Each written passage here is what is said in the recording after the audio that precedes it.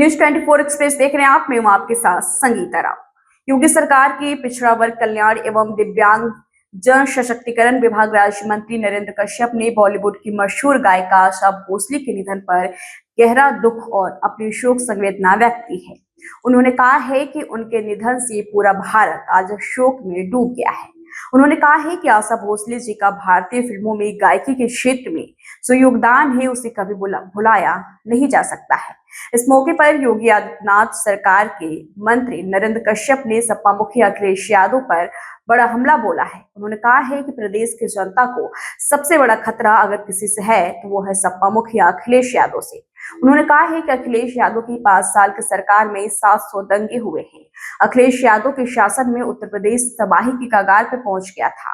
गली कूचे तक गुंडागर्दी होने लगी थी। आम आदमी का जीना मुश्किल हो गया था। हिंदू मुस्लिम के नाम से प्रदेश की बड़ी फजीहत हो रही थी। उन्होंने कहा है इसलिए यूपी की जनता को समाजवादी पार्टी और उसके मुखिया अखिलेश यादव से सबसे बड़ा खतरा है। किस तरह से शोक व्यक्त किया आपने यूपी सरकार की? भारत आज शोक में है आशा भोसले जी के निधन से। पूरे देश में शोक की लहर है, क्योंकि आशा भोसले जी का जो योगदान है भारत की गायकी में, भारत की फिल्मों में, उसे भुलाया नहीं जा सकता। मैं आशा जी के प्रति अपनी संवेदना व्यक्त करता हूँ।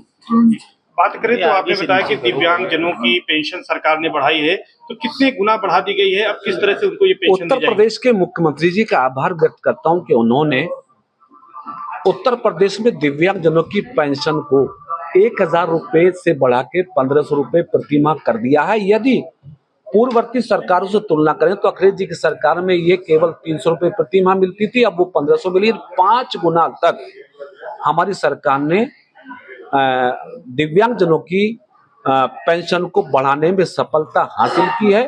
पिछड़े वर्गों की छात्रवृत्ति का बजट भी योगी जी की सरकार में बहुत बड़े स्तर पर बढ़ाया गया है। जो पिछड़े वर्ग कल्याण का टोटल बजट अखिलेश जी की सरकार में 1286 करोड़ होता था, अब वो 3500 करोड़ का बजट हो गया। यानी 2023 से लगातार हम उत्तर प्रदेश के 50% कट ऑफ तक के बच्चों को 100% छात्रवृत्ति देने में कामयाबी हमने हासिल की। इसके लिए योगी जी बधाई धन्यवाद के पात्र हैं। अच्छा, 2 दिन पहले एसआईआर की फाइनल लिस्ट जारी हो गई। लगातार विपक्ष खासतौर पर समाजवादी पार्टी इसको लेकर सवाल उठा रही है, कह रही कि ये बीजेपी का हथकंडा है। बड़ी संख्या में मुसलमानों, पिछड़ों और दलितों के वोट काटे गए हैं।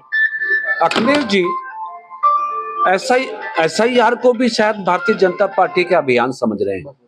देश इस बात को जानता है एसआईआर इलेक्शन कमीशन कंडक्ट करता है, स्वायत्त संस्था है। सभी पॉलिटिकल पार्टीज उनके काम में सहयोग करते हैं और भारतीय जनता पार्टी ने एसआईआर के इशू पर इलेक्शन कमीशन का पूरा सहयोग किया। हाँ, एक चिंता अखिलेश जी को फिर खा रही है कि 2027 में उन्हें फिर से सत्ता से बहुत दूर रहना पड़ेगा, क्योंकि प्रदेश की जनता ने डबल इंजन की सरकार के विकास से प्रभावित होकर मन बना लिया है कि 2027 में भी खिलेगा तो कमल ही। वो कह रहे पीडीए उनका चलेगा, पीडीए के बल पर वो वापसी करने जा रहे हैं 27 में।